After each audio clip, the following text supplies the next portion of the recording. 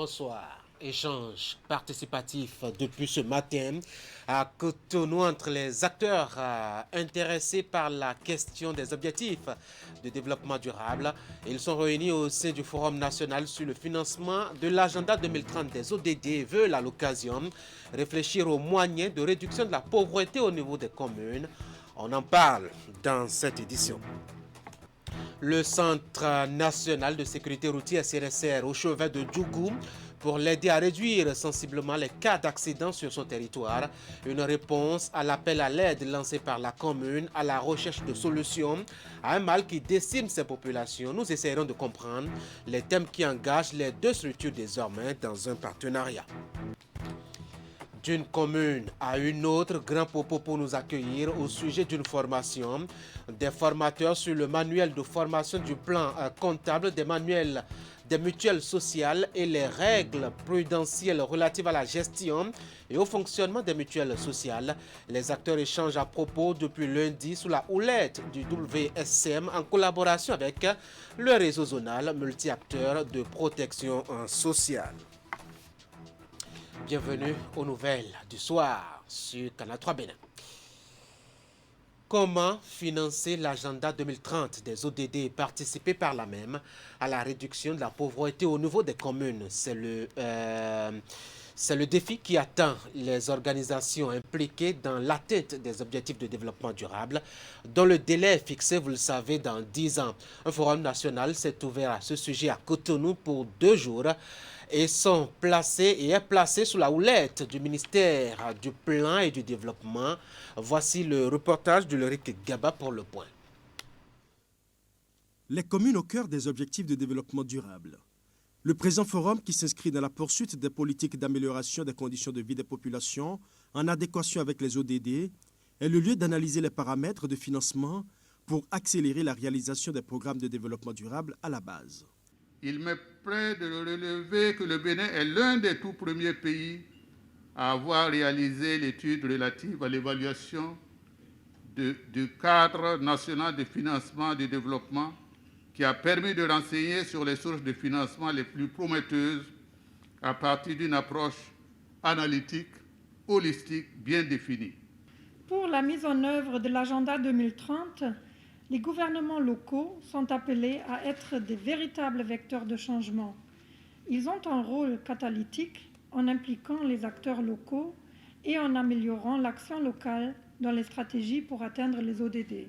Au cours de ce forum, il sera question de mener des discussions approfondies avec les acteurs et toutes les parties prenantes que vous constituez pour identifier les stratégies à mettre en place en vue d'accroître la part du financement en faveur des ODD au niveau local. Au cours des 2 jours de travaux, les participants auront à évaluer la contribution des communes pour la mise en œuvre des ODD et identifier clairement des stratégies à mettre en place pour atteindre l'agenda 2030 au niveau local. Au niveau local, nous devons améliorer notre manière de mobiliser les ressources propres. Et aujourd'hui, il sera question d'un partage d'expériences dans la mobilisation des ressources propres afin de bénéficier des expériences des uns et des autres et améliorer ce que nous savons faire déjà. Il s'agit pour nous de nous poser la question de savoir si le Bénin exploite déjà suffisamment les différents modes et opportunités de financement du développement au niveau local, au niveau national, ces différents modes qui sont à sa disposition, à sa portée, tels que rappelés par le représentant résident du PNUD dans le cadre du programme d'action d'Addis Abeba sur le financement du développement. Et quelles sont les modifications qui sont intervenues dans l'environnement juridique et financier des communes depuis notre expérience de la décentralisation? Et est-ce que ces modifications sont favorables à un financement local du développement durable? Ce Forum national sur le financement de l'agenda 2030 des ODD se veut donc un espace d'échange participatif pour la réduction de la pauvreté au niveau local. Les travaux doivent déboucher sur des propositions concrètes et des recommandations fortes susceptibles d'actualiser et de contextualiser les défis majeurs relatifs au financement des ODD dans les communes. La justice découvre ses rouages aux justiciables à Cotonou. Les élus locaux et les populations du département du littoral en apprennent un peu plus au sujet de la fonctionnalité des chambres administratives au niveau des juridictions de fond. L'idée de les imprégner de ces réalités sur ce volet-là vient du ministère de la Justice dans sa volonté de mieux découvrir les structures au public. La séance a eu lieu aujourd'hui même à Siango, Kanya Siango.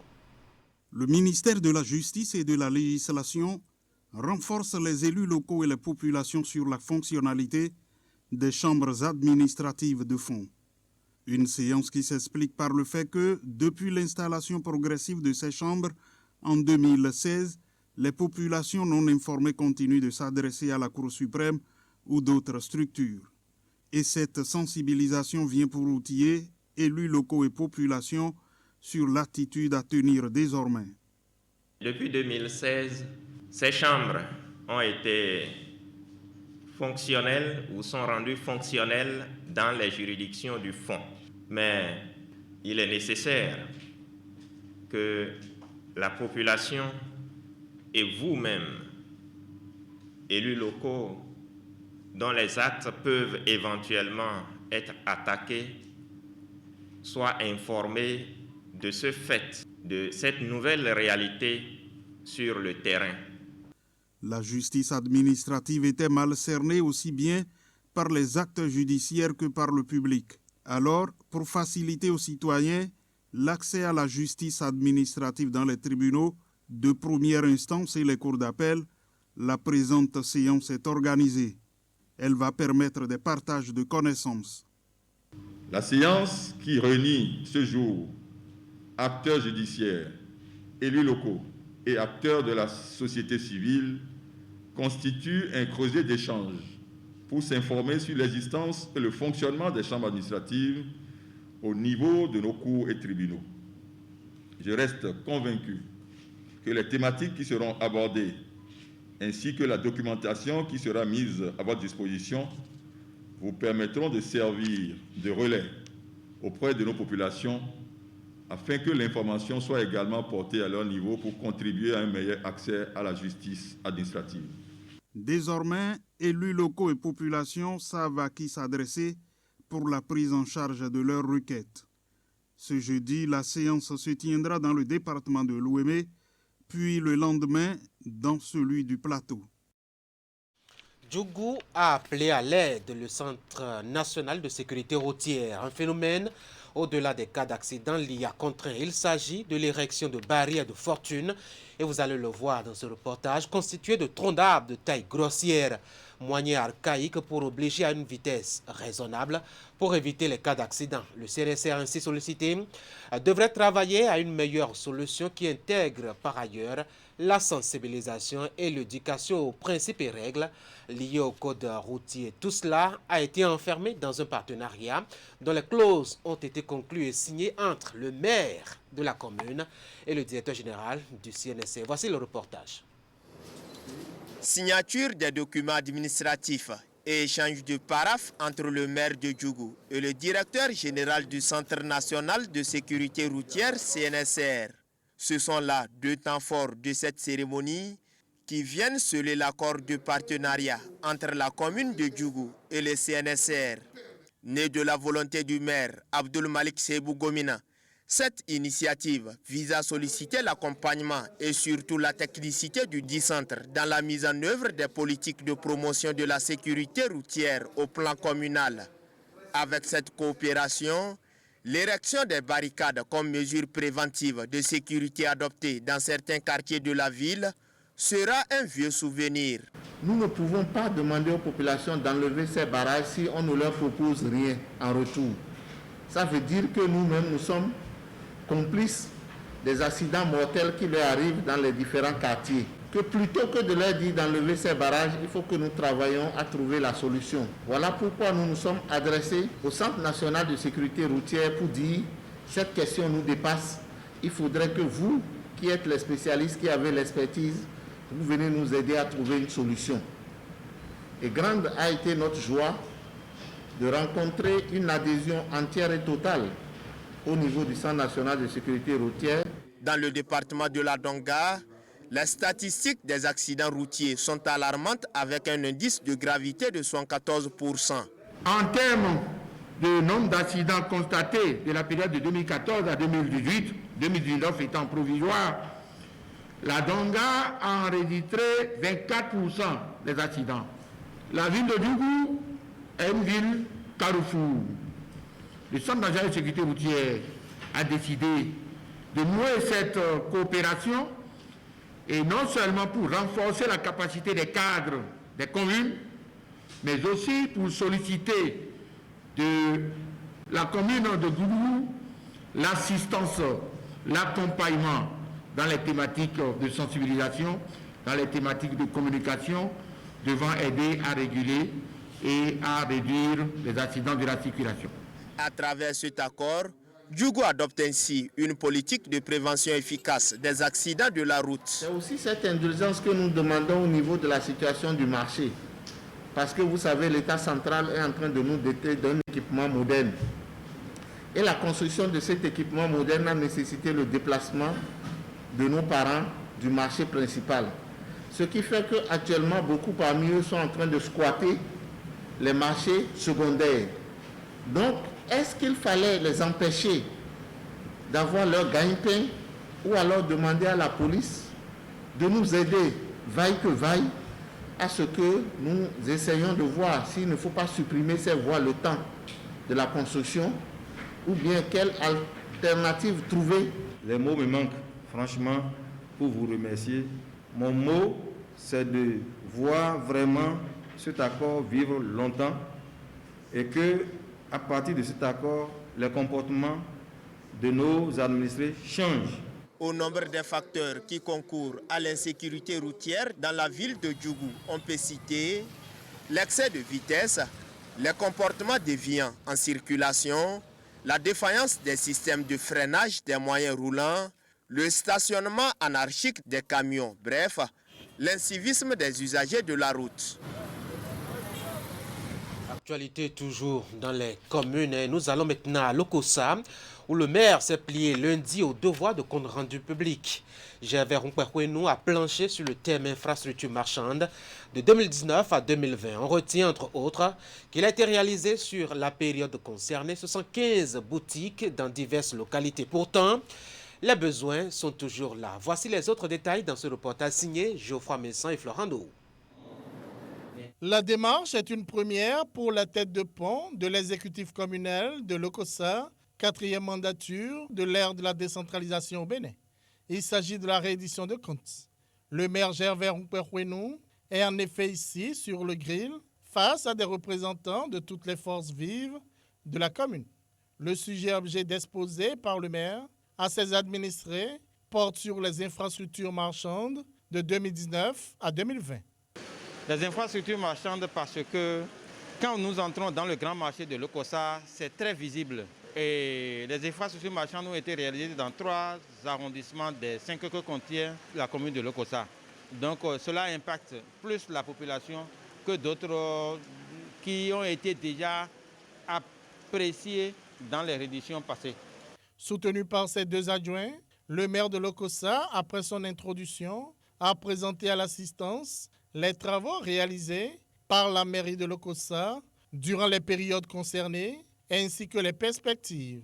Les difficultés rencontrées et les thérapies administrées ont été énumérées. Dans la commune de Lokossa, entre 2019 et 2020, il a été réalisé 75 boutiques dans nos différents marchés, 11 grands hangars de 24 places au moins et 2 modules de toilettes pour un coût total de 453 millions environ. Ce qui n'est pas petit, puisque 453 millions, c'est près du demi-milliard. Et si cela a été réalisé en 2 ans maximum, il faut remercier Porad qui a contribué en grande majorité. Fonds FADEC et les fonds propres aussi ont permis d'atteindre cet objectif fixé par l'exécutif passé, conclu par le présent. Les périodes couvertes par cette audience publique de reddition de comptes, à savoir 2019 et 2020, sont celles de 2 exécutifs communaux. Gervais Rumpekwenou et son équipe ont pris officiellement service le 8 juin dernier, soit il y a juste 5 mois. À vrai dire, au départ, c'était un peu anxieux. Mais à l'exercice, puisque nous sommes quelque peu dans le domaine de la communication entre nos apprenants et nous avons trouvé ça très intéressant et nous avons promis d'ailleurs le refaire d'ici quelques jours.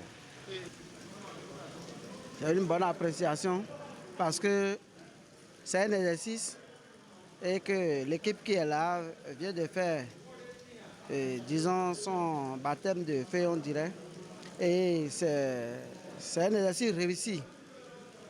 Et ce n'est pas facile de rendre compte de ce que quelqu'un d'autre a fait. Et c'est ça, ils viennent de faire et de démontrer quand même que c'est possible et que c'est faisable. C'est pour la première fois que j'assiste à cette séance. J'ai apprécié ça. Si ça peut continuer de cette manière, ce serait bon. Cette séance est la première d'une longue série, selon le patron de l'hôtel de ville de Lokossa. Elle s'est déroulée en langue locale Kotafon. On va rester avec nos deux reporters, Geoffroy Messin et Florent Dou, pour vous parler de la formation des formateurs sur le manuel de formation du plan comptable des mutuelles sociales et les règles prudentielles relatives à la gestion et au fonctionnement des mutuelles sociales. Elle a été lancée lundi avec pour objectif de soumettre le manuel validé au test de son application à travers la formation de formateurs des acteurs mutualistes. Voici le reportage donc.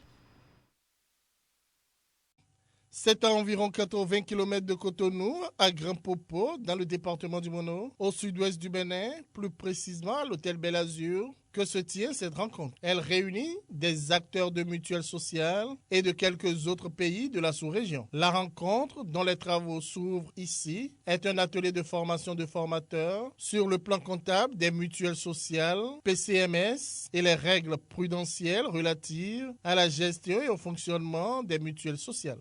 Cette rencontre est d'une importance capitale, notamment pour ceux qui ont la charge de la comptabilité de nos mutuelles et qui, au quotidien, travaillent à sortir les différents états et voir comment les mutuelles progressent dans le respect strict du plan comptable de la mutualité sociale. Mais aussi pour tous ceux qui, dans leur structure, ont la charge du suivi des mutuelles, car aussi à ce niveau, l'UEMOA a édité une batterie d'indicateurs qui mesurent la performance des mutuelles et indicateurs sur lesquels la tutelle devra également se baser pour assurer le contrôle des mutuelles sociales. L'atelier est organisé par le WSM en collaboration avec le réseau zonal multi-acteurs de protection sociale. Le principal objectif est de soumettre le manuel validé au test de son applicabilité à travers la formation de formateurs des acteurs mutualistes. L'atelier sera conduit par des experts qui ont élaboré les ensembles modulaires.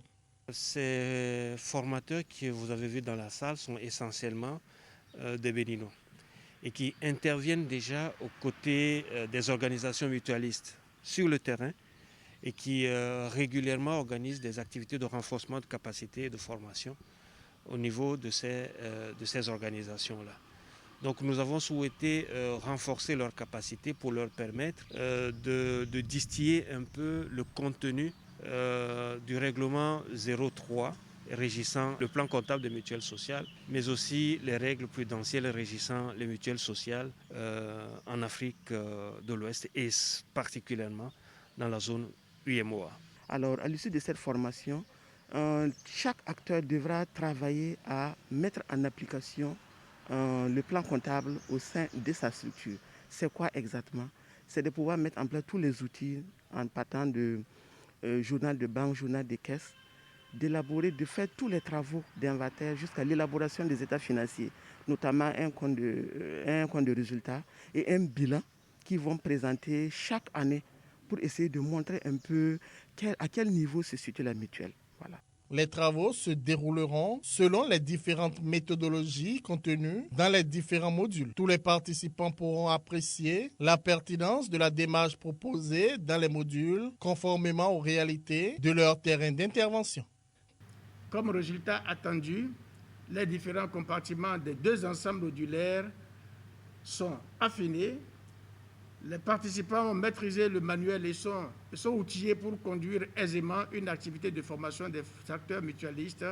Et enfin, les observations sont recueillies pour enrichir le manuel, ouvrant la voie à sa production et à sa diffusion. C'est donc parti pour 5 jours de formation de formateurs sur le manuel de formation sur le plan comptable des mutuelles sociales. Le but ultime est l'efficacité sur le terrain des mutuelles sociales. Kandi, Malanville, Karimaman, Tchaourou et bien d'autres communes des départements du Borgou et de l'Alibori, au cœur du geste d'attention et d'amour de l'organisation internationale cohésienne d'Airet Bénin. Ces différentes communes ont un lien partagé, vous le savez, l'exposition aux affres des inondations. La structure est allée porter son aide aux populations frappées récemment par le sinistre à travers l'Agence nationale de protection civile. Il s'agit de kits alimentaires et scolaires remis aux destinataires avant-hier. Voici le reportage de la cérémonie de remise de ces dons avec Jacques Débé. 2000 kits alimentaires, 500 kits scolaires ainsi que des matériels de protection et de premiers soins. Le tout évalué à plusieurs millions de francs CFA. C'est en substance l'appui humanitaire que l'Organisation internationale cohésienne d'Airet Aid vient apporter aux sinistrés des dernières inondations enregistrées dans le Borgou et l'Alibori. Devant les maires des différentes communes concernées, le préfet du département de l'Alibori ainsi que les bénéficiaires, ces dons sont remis à l'Agence nationale de protection civile ANPC qui se chargera de la distribution. Compatissant aux douleurs éprouvées par les populations des deux départements, en l'occurrence les sinistrés des dernières inondations, Airet Aid fait un don de 2000 kits alimentaires et 500 kits scolaires ainsi que du matériel de protection et de premiers soins. Ces différents kits et matériels faciliteront et soulageront les douleurs de la population. Que l'assistance aille réellement aux bénéficiaires, les donateurs y tiennent. Et le préfet de l'Alibori, qui est aussi le président de la plateforme départementale des risques et catastrophes, rassure des dispositions qui seront prises pour encadrer la distribution de ces kits aux sinistrés. C'est le lieu de remercier tous ces donateurs et de les rassurer qu'ils ont fait œuvre utile. Aujourd'hui, c'est le tour de Airet Aid de s'inscrire sur cette liste des donateurs et je souhaite que demain, d'autres structures s'annoncent pour accompagner le mouvement pour la résilience des communautés vulnérables. Les dispositions sont prises pour que cette assistance aille effectivement aux bénéficiaires. Cette année, les inondations ont déjà causé la mort d'une dizaine de personnes dans les départements du Borgou et de l'Alibori, détruit des habitations et des champs et laissé par ricochet des familles dans la détresse. Et le moins que l'on puisse dire est que cette assistance de l'ONG d'Airet Aid vient à point nommé. Nos communes ne pouvant pas faire face à cette catastrophe naturelle, ont lancé des appels à l'endroit des partenaires au développement pour leur appui. Airet Aid, en partenariat avec l'ANPC, a attendu et compris l'appel des communes sinistrées. Je tiens à remercier au nom de tous les maires bénéficiaires et à mon nom personnel d'Airet Aid pour son aide combien important. On ne peut que dire merci beaucoup aux représentants résidents pour avoir répondu favorablement à notre sollicitation. Précisons pour finir que l'Organisation internationale d'Airet Aid est une organisation à caractère humanitaire, social et de développement, présente au Bénin depuis 1977. Elle a pour objectif principal la contribution à l'amélioration des conditions de vie des populations africaines. Le projet de promotion artistique Bénin Compile a été présenté aux acteurs du monde de la culture de la ville de Parakou. En fait, c'est une initiative qui vise à positionner les artistes béninois sur le marché national et international pour une meilleure visibilité. Plusieurs conditions sont fixées pour y prendre part.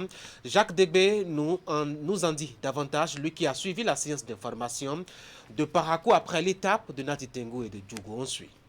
Mieux vendre les artistes béninois à l'étranger, c'est l'objectif principal de ce projet, présenté par son promoteur Ezeb Dossou à Djougou, Natitengu et Parakou. Les artistes sont appelés à fournir l'un de leurs clips pour participer à la campagne de détection actuellement en cours. Le projet est parrainé par le ministère de la Culture et des Arts à travers le Fonds des Arts et de la Culture FAC. Ce qui nous intéresse ici, c'est la promotion de nos artistes. Pendant longtemps, il a parlé de la promotion de nos artistes. Ensuite, révéler nos artistes qui sont un peu partout dans le Bénin. Donc, c'est tout le Bénin qui est pris en compte. Mais le dernier point, le plus important ici, et qui nous intéresse, qui entre dans la vision du gouvernement, c'est l'autonomisation des acteurs culturels. Les clips qui seront retenus seront transmis aux partenaires à l'international. La finalité étant que ces clips soient joués sur des chaînes nationales et internationales pour la visibilité des artistes béninois. L'initiative est saluée par le directeur de la Maison de la Culture et du Tourisme de Parakou. Vraiment merci pour cette démarche qui répond aux objectifs de la Maison de la Culture et du Tourisme de Parakou. Et c'est un objectif précis qui est dans la promotion des artistes, surtout des musiciens de Parakou. Bourousman, Kalamoulaï, Barasuno et bien d'autres. Ils étaient bien nombreux les artistes de Parakou présents à cette rencontre. Et comme le directeur de la Maison de la Culture, ils saluent tous ce projet qui viendra les vendre à l'étranger et leur permettre de vivre de leur art. Nous avons de la matière première ici. Nous avons aussi la possibilité de finaliser ici. Il suffit seulement de mettre toujours un petit grain sur ce qu'il y a déjà. Aujourd'hui, avec cette rencontre, on comprend déjà que l'artiste soit accompagné d'un staff ou pas, c'est que si son œuvre a été appréciée par l'équipe d'études, de sélection, c'est que cette personne peut être, comment dit-on, promu à l'État international ou national et pouvoir quand même décrocher des contrats. Avec le projet Bénin Compile, c'est bientôt des artistes béninois sur des écrans de chaînes de musique internationales.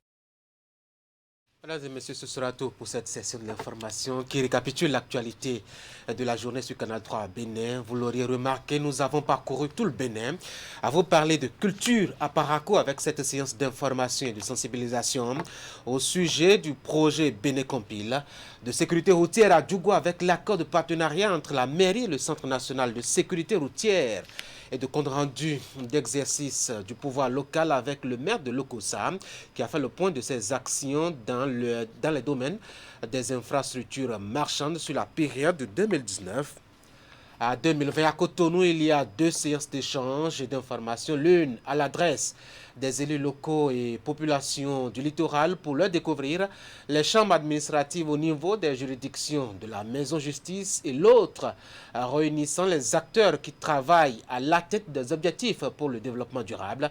L'année butoir, vous le savez, c'est 2030 et à 10 ans de l'échéance, la question du financement se pose avec acuité. Voilà, vous savez tout de l'actualité au Bénin, vu par Canal 3 Bénin ce soir du 7 octobre 2020. Merci d'avoir été là. Bonsoir.